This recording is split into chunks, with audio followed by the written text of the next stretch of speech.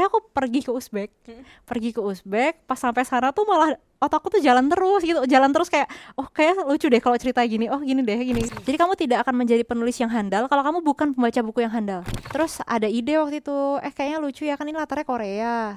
Ref bagian akhir tuh kita bikin versi bahasa Koreanya.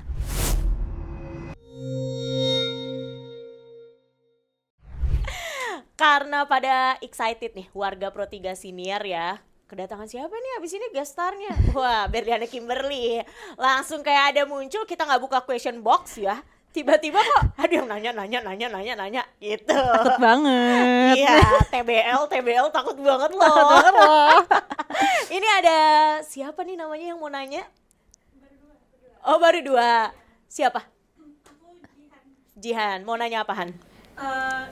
Kan kalau misalnya proses menulis, kebetulan aku mahasiswa sastra Inggris dan emang skripsinya mau nulis novel. Kakim pernah nggak mengalami writer block? Wah. Gimana cara menghadapinya? Oke. Baik. Oke. Boleh langsung Dijawab. dijawab dulu, Kak Kim. Jadi kalau writer's block tuh itu kayaknya temennya penulis sih. Kayak pasti ya, yang namanya kita tuh kerjaan aja, kerja biasa maksudnya, nggak harus nulis, pasti akan ada titik bosennya kan. Terus kalau udah writer's block, buntu banget nih, nggak ngerti mau ngapa-ngapain, aku harus apa sebagai penulis? Biasanya kalau aku ngelakuin dua hal, lakukan apa yang kamu suka, karena kadang tuh kamu capek memang, kamu capek dan bosen dengan rutinitas itu. Yang kedua, baca buku. Kenapa baca buku? Aku bahas yang baca buku dulu ya. Kenapa baca buku? Karena penulis itu sebenarnya pasokan senjatanya dari baca buku. Jadi kamu tidak akan menjadi penulis yang handal kalau kamu bukan pembaca buku yang handal. Mustahil gitu. Jadi kalau ada orang yang suka nulis bilangnya tapi dia nggak suka baca, itu dia akan kayak drain gitu loh, Kak. Kayak dehidrasi gitu loh. Ibaratnya kalau manusia tuh dia kekurangan cairan. Karena cairan pasokan tenaganya penulis itu hadir dari berapa banyak bacaan yang dia punya. Tuh, terus abis itu kalau aku sisanya lakuin apa yang aku suka kan, dan itu adalah jalan-jalan. Setelah Langit Goryeo tuh aku writer's block. Agak lama sih proses dari Langit Goryeo ke novelku yang akan terbit sebentar lagi ya, itu judulnya Tanah Baghdad, tuh agak lama karena aku bener yang buntu banget, nggak tahu. Aku sampai pergi ke Uzbekistan, Kak, randomly. Oh gitu. Asli. Pakai riset nggak tuh ke Uzbekistan? Random, kayak awalnya tuh apa emang gue pengen ini ya, latarnya tuh biar beda gitu kan, gue ke Uzbek apa gimana, apa kemana kayak gitu kan. Tapi kayak ya udah setelah itu aku pikir ya udah deh, kayak aku pengen jalan ke negara yang aku belum pernah, dan ini unik gitu. Di Uzbek tuh ada satu keunikan yang aku temukan sih memang, karena ternyata di sana banyak menyimpan cerita-cerita ulama-ulama hebat lah ya di dalam Islam. Terus sejarah peradaban keilmuan mereka tuh luar biasa, banyak madrasah yang bangunannya tuh keren-keren gitu. Bener apa ya, arsitekturnya tuh unik banget lah di Uzbek. Akhirnya aku pergi ke Uzbek, pas sampai sana tuh malah otakku tuh jalan terus kayak oh kayak lucu deh kalau cerita gini, oh gini deh gini. Sambil nulis gitu? Iya, jadi pakai handphone. Handphone, terus Ha. begitu ngeliat ada yang bagus aku catet, Itu cuma pointer apa udah langsung kayak jadi satu gitu? Biasanya kalau aku langsung adegan.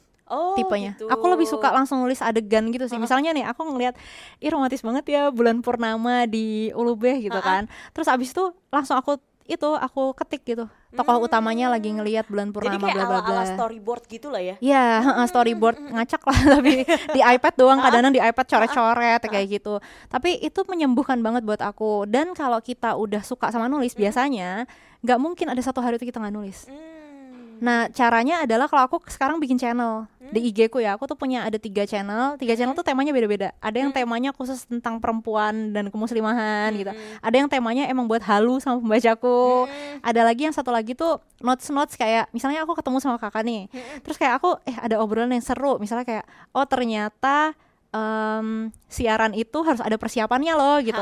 Terus nanti aku bikin tulisannya, dalam hidup ini setiap hal aktivitas kita perlu ada persiapannya kayak gitu.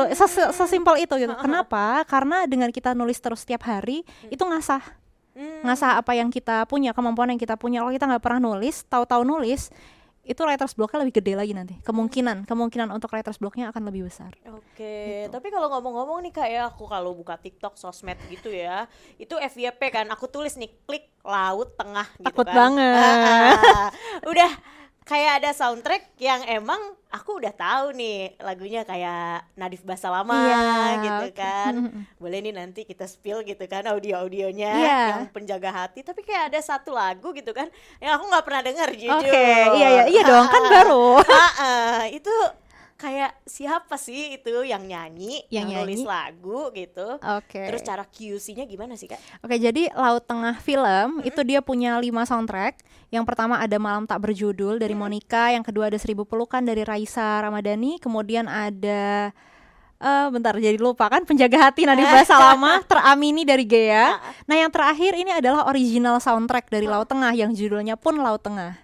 Siapa yang nyanyi? Yang nyanyi adalah Yoriko Angelin. Dia peran utama dari film Laut Tengah yang menjadi Haya, dan liriknya yang nulis penulis novelnya sendiri. Gitu. Berliana Kimberly sendiri. Jadi down to earth banget ya, nggak mau sebut nama, baik. Jadi nulis liriknya dan yang composing bikin melodi nadanya itu ada Kak Tia Subiakto. Oke. Waktu itu nulis liriknya gimana tuh? Wah, cuman diminta. Jadi waktu itu Pak Waras bilang, Kim siap nggak untuk nulis lirik soundtrack Kami Laut Tengah? Kenapa kok pengen Kim? Itu karena supaya rohnya Laut Tengah tuh ada terus gitu. Karena kan emang kalau original soundtrack kita harus bisa, ini yang susahnya ya, kita harus bisa menceritakan semua isi filmnya hanya dalam beberapa bait lagu. Itu susah banget sih menurut aku pribadi ya. Yang biasa nulis novel kan panjang. Ini tiba-tiba kayak dipangkasnya tuh gak cuma dipangkas kayak skenario aja tuh udah mangkas ya. Ini nih pangkasnya lebih gila lagi sih. Kayak cuman ada, misalnya katakan ada cuman 3 bait, 3 part gitu ya, 3 bagian, dan satu partnya pun cuman beberapa baris kan kalau lagu itu. Terus mau coba nggak gitu untuk nulis soundtrack, karena mereka menganggap, Starvi menganggap ketika dipegang oleh penulis novelnya sendiri nanti rohnya itu tidak akan berubah gitu, alurnya dan juga rasanya gitu ya, rasa dari Laut Tengah itu sendiri. Akhirnya dia bilang oke, kalau emang dikasih kepercayaan coba aja dulu gitu kan. Pas dicoba draft 1 revisi, begitu draft kedua tuh langsung oke waktu itu. Dan itu bikinnya benar-benar kayak lagi di coffee shop, Kak. Di coffee shop aku senderan gini mainan handphone. Terus ya udah aku bikin kayak, intinya cerita dari lagunya adalah isi curahan hatinya Haya dari awal hingga ending. Isi curahan hatinya Haya dari awal sampai ending. Terus ya udah aku masukin tuh kata-kata yang memang Laut Tengah banget. Terus ada ide waktu itu, kayaknya lucu ya, kan ini latarnya Korea. Ref bagian akhir tuh kita bikin versi bahasa Koreanya. Nah itu kita kolaborasi sama ada 2 orang dari satu orang dari Korea, satu orang Indonesia tapi jago bahasa Korea. Terus mereka membuat yang versi lirik bahasa Koreanya.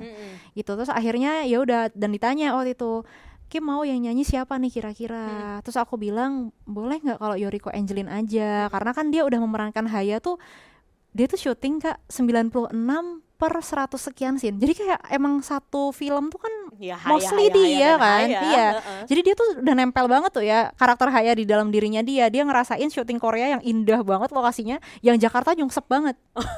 Serius, Jakarta tuh kita nggak ngeliatin indahnya Jakarta soalnya. Kita bener-bener ada hiburan malam kan, tempat hiburan malam, ada tempat, pokoknya daerah pemukiman yang padat, beda banget sama apartemennya Mas Bumi dan Mbak Aisyah di Korea yang bagus banget gitu kan. Jadi dia tuh tahu banget rasanya kayak, Kak sedih banget ya jadi Haya tuh gitu loh. Dia tuh pernah bilang kayak gitu, bahkan ada beberapa scene yang dia udah cut tapi dia masih masuk ke dalam rohnya rohnya dia tuh masih Haya gitu loh, yang ada di dirinya dia tuh masih Haya kan. Kayaknya oke deh, dan kebetulan Yoriko Angelin memang penyanyi, dan yang kedua dia udah nyanyiin soundtrack dari filmnya tuh udah ada 4 kalau nggak salah ya. Udah ada 4 judul yang dia pernah nyanyikan. Dicoba ternyata suaranya oke, masuk nih, cocok buat nyanyiin lagu ini. Akhirnya sama Kak Tia Subiakto dibikin melodinya, dibikin musiknya, langsung rekaman waktu itu. Waktu itu yang milih penyanyinya Yoriko Angelin aja deh, itu siapa? Awalnya aku mengusulkan, tapi kemudian ternyata di ACC oleh semua orang yang memutuskan sih, ada aku, Pak Parwes, dan Pak Archie. Tapi kan ya kalau kata warganet, kamu juga penyanyi ya Kak ya. Ada loh di channel YouTube-nya loh. Coba bisa kali dinyanyiin lah soundtrack-nya sedikit Soundtrack-nya aja. Laut Tengah. Dong. Yang bahasa apanya deh?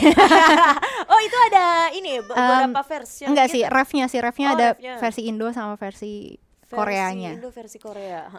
Yang menurut kok takut ya jadinya. Yoriko ini kalau aku nggak lebih bagus dari kamu, wajarkan aja ya, karena ini penulis ya. Nggak apa-apa dong, karena nyanyiin liriknya tapi kayak part tersulitnya lah boleh tuh. Terus ya, oke. Ini refnya Laut Tengah ya. Tanpa rencana kita berjumpa, Laut Tengah takdir kita.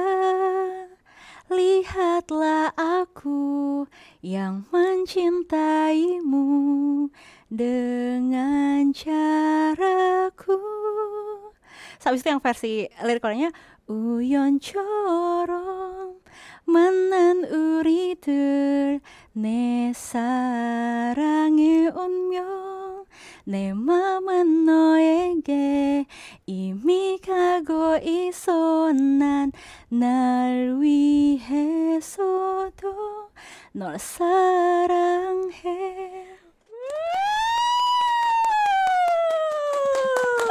Ini sih ya definisi nonton drakornya di bioskop terdekat yang ada di Indonesia Bener. aja. Tapi bener-bener kayak ini orang Korea asli bukan sih? Tapi kok bisa fasih banget gitu sih, Kak Kim? Apanya? Bahasa Koreanya dong. Apanya gitu kan? Soalnya multi tafsir ya. Oh gitu. Dan Oke. multi talent juga pastinya.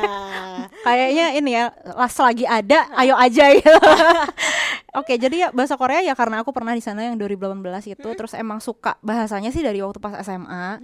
Terus aku tuh kayak trial and error banget ya sama satu negara itu, entah kenapa. Oke. Aku kan emang suka banget sama Korea. Maksudnya suka tuh bukan karena K-pop dan lain-lain ya, tapi emang aku tuh pengen banget bisa ke sana gitu. Pengen aja. Terus waktu pas SMA aku coba apply untuk kayak exchange summer camp mahasiswa lagi, siswa SMA di 2013. Pengennya tuh Korea, dapetnya Perth. Ke Aussie kan berarti. Oke. Aku coba lagi. Dapetnya Jepang. Waduh. Udah nih ya. Terus abis itu aku kuliah, baru tuh aku dapet yang 2018 untuk kayak semacam conference mahasiswa, dan itu delegasinya seluruh dunia.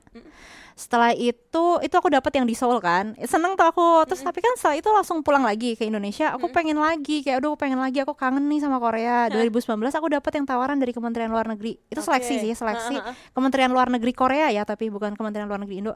Itu seleksi dari 1000 diambil 100 diambil 2. Terus ada aku sama satu lagi ada delegasi dari Pajajaran waktu itu. Aku UGM kan, itu dari Universitas Pajajaran. Kita berdua tuh ke Korea. Nah 2019 itu ternyata kayak membekas banget itu loh Kak. Membekas, dan di situ tuh aku lebih banyak belajar lagi tentang bahasa Korea. Teman Korea aku semakin banyak. Terus apalagi ya, pokoknya intinya aku jadi kayak punya connection yang udah bukan sekedar kayak gue pengen jalan-jalan ke Korea, tapi kalau ke Korea tuh udah mikirnya gue bisa ketemu sama teman-teman gue lagi, gue bisa ketemu makanan yang gue suka lagi, atau sesimpel gue bisa ketemu sama nenek-nenek yang jual topoki di jalanan mana yang gue tuh udah akrab sama nenek itu gitu. Jadi dia udah punya apa ya, tempat tersendiri ya buat seorang Kim. Terus makanya aku pengen S2 di sana itu. Tapi kan ternyata nggak bisa ya. Tapi malah balik lagi tuh untuk ngedampingin syutingnya Laut Tengah. Gitu. Itu unpredictable banget sih. Tapi bahasa Koreanya ya karena aku emang udah berkali-kali pengen kesana, jadinya ya mau nggak mau emang nggak expert, nggak yang se-expert, tidak se-expert bahasa Inggrisnya juga ya gitu ya. Kalau bahasa Inggris kan emang bahasa internasional banget, bahasa Korea tuh paham dan bisa, tapi ya itu karena terlalu sering berkomunikasi sama teman-teman di Korea jadinya mengikuti deh. Ya nggak heran ya dapat award the best influencer. Aku tahu. Iya, kayak aduh kalau buka ini versi formal ya, pakai LinkedIn kan. Oh, baik, ada best influencer. Itu bener-bener udah 100 banget gitu loh. Tapi itu bukan karena influencer berjuta-juta followers gitu ya. Jadi gara-gara. itu menarik sih. Waktu itu emang yang acara di 2018 itu kan kayak perkumpulan mahasiswa yang tertarik sama dunia pendidikan, isu politik pendidikan, satu lagi seni kalau nggak salah. Itu kita kayak dikumpulin gitu Kak. Delegasinya seluruh dunia kan, seluruh dunia. Terus kita nanti diskusi di situ. Kayak kita ngelempar-lempar opini, terus ntar ada isu, terus kita kayak debat-debat gitulah ya. Ada debat tapi ntar ada solusinya tuh apa, terus ntar dipresentasiin. Itu seru banget sih program itu. Nah, saat itu ada kayak semacam perlombaan gitu ya, ada beberapa bidang, 2 bidang yang lain tuh aku nggak bisa ikut karena aku lupa deh, pokoknya ada syarat yang aku nggak bisa penuhin dan aku nggak punya lah intinya. Terus satu lagi tuh ada yang buat seleksi influencer. So aku mikir, tapi ini kayak gue berani banget ya mau seleksi influencer, kan di kepalaku influencer tuh jutaan followers, verified dong, terus centang biru lah ya, terus abis itu paling nggak tuh ratusan ribu followers atau udah puluhan ribu, sedangkan aku itu followersnya tuh cuma 1000 sekian deh kayaknya, 1500. Iya saat itu di tahun 2018. Terus aku tuh iseng apply aja, ya udahlah nothing tulus, toh juga nggak bayar kalau misalnya apply itu kan, apply jadi kayak ada seleksi di dalam seleksi ya jatuhnya ya itu di acara itu. Aku apply, tiba-tiba pas pengumuman menang. Oke. So aku kaget dong, wah ini aneh sih ini gitu kan, aku ngerasa ini di luar dugaan banget nih kenapa menang. Ternyata mereka tuh tidak melihat dari jumlah followersnya, tapi ngelihat dari isi kontennya. Yang kebetulan saat itu isi kontenku tuh masih anget-angetnya dengan proyek-proyek KKN. Proyek KKN ku tuh kan emang fokusnya di pendidikan. Aku ngajar, terus aku bikin kayak TPA di pinggir pantai. Jadi TPA-nya tuh Taman Pendidikan Qurannya tuh di pinggir pantai. Terus di mana tuh? Di Kaur, di Kabupaten Kaur aku waktu itu. Iya, di Bengkulu. Nah, waktu itu memang esai yang aku apply pun buat acara itu berdasarkan dari pengalamanku saat di Bengkulu itu. Pas udah, ya udah dapet, terus mereka bilang ya karena isi dari kontennya itu inspiratif dan segala macamnya, menang. Dan itu kayak bingung gitu loh pas waktu naik tuh, hah seriusan nih aku yang dapet nih. Tapi ya ternyata dapet. Coba disapa dulu Kakim, anak-anak yang kemarin Kakim ajarin tuh di SD di Kaur ya. Iya. Kali aja pas udah tahu, ih kemarin nih yang ngajarin aku gitu. Halo adik-adikku sayang gitu, kalian masih inget nggak ya sama aku gitu. Kita dulu suka bikin kelas di pinggir pantai, seru banget sih. Tapi ke kelasnya tuh kita gontung stiker gitu loh. Terus kita gelar di pinggir pantai, terus kita nanti belajar tentang, ya ada beberapa pelajaran Al-Qur'annya. Memang karena itu TPA kan ya, itu kita ngebangun TPA lagi. Terus yang kedua kita juga belajar kelas menginspirasi gitu. Jadi kadang-kadang ada satu orang profesi gitu ya, misalnya jaksa atau hakim gitu, datang ke kelas gitu, datang juga ke sekolah, sempat ke sekolah, terus kita sharing sama adik-adiknya supaya adik-adik tuh bisa punya cita-cita yang out of the box gitu. Karena waktu itu kalau kita random gitu ya nanya adik-adik mau jadi apa gitu, mau jadi nelayan misalnya, mau jadi petani gitu, karena kan mereka memang melihatnya ayah dan ibunya bekerja sebagai petani, nelayan kesehariannya. Tidak salah, nggak salah, punya cita-cita itu nggak salah, tapi aku pengen kayak bisa nggak ya cita-cita mereka tuh nanti lebih beragam supaya mereka tahu, oh ternyata di dunia ini ada loh orang yang profesinya seseru polisi misalnya gitu, atau enggak seseru dokter gitu. Dan ternyata kelas menginspirasi tuh bener-bener jadi kelas yang mereka suka banget ya, adik-adiknya suka. Terus guru-guru pun bilang, saya nggak nyangka loh mbak ada anak saya yang cita-citanya itu presiden. Terus ada yang jadi kayak nyebut ketua DPR, kayak itu kan aneh ya buat anak SD tuh, aneh sih buat dia pengen jadi ketua DPR, tapi itu terjadi gitu. Oh ternyata emang seru sih untuk bisa masuk ke masyarakat, terus pendidikan. Nah cerita-cerita itulah yang akhirnya bikin aku menang di lomba itu. Kak, tapi kayaknya udah dikodein deh kita Kak. Oh iya. Jadi kayak kita udah seru banget tadi ngebahas soal ya personalnya dari seorang Berliana Kimberly sendiri, terus juga novel-novelnya yang lagi FYP, yang pastinya ya Sobat Pro 3 Senior pasti udah eksklusif nanti nontonnya ya. Jadi kalau biasanya bisa dibilang nih press conference part 2 dari seorang Berliana Kimberly. Kayaknya iya. Karena press conference waktu premier film udah gitu. Tapi karena ini Sobat Pro 3 Senior, makanya lebih eksklusif nih dengan kedatangan Berliana Kimberly. Jadi kalau Sobat Pro 3 Senior nih ya sampai nggak subscribe, aduh sayang banget. Karena Berliana Kimberly udah jadi idola. Ya Pro 3 Senior juga harus jadi idola lah. Aku Hana. Aku Kim. Oke, dadah Sobat Pro 3 Senior.